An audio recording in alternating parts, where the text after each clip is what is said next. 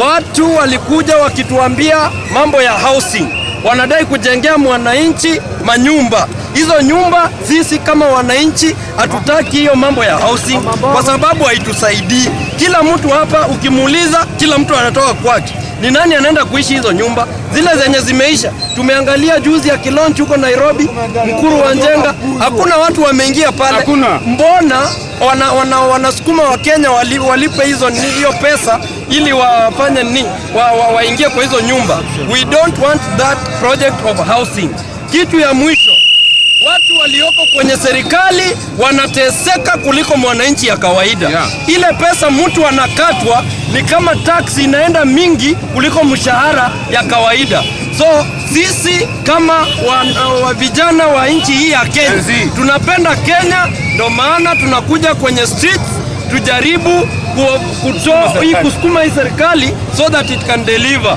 Hakuna venye wanaweza to promise heaven and they are delivering hell.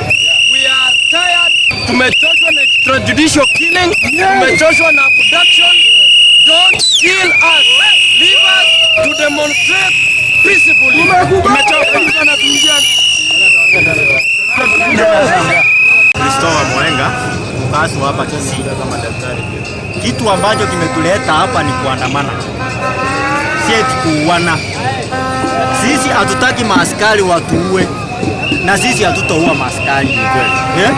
Maana yake tunaelewa ya kwamba maaskari ni Wakenya wenzetu, wako na mafamilia, watoto ambao wanawategemea. Kwa hivyo sitabeba mawe kumgonga huyo askari, na mimi sitaki huyo askari agonge achukue rungu kunipiga.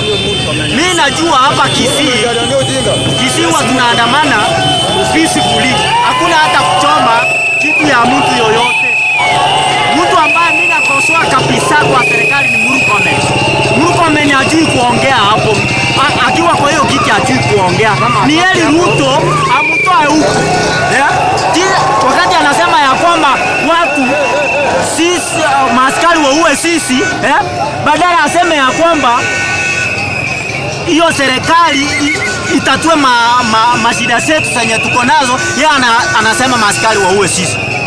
Hiyo ni vibaya sana. Sina mengi. Ni hayo tu.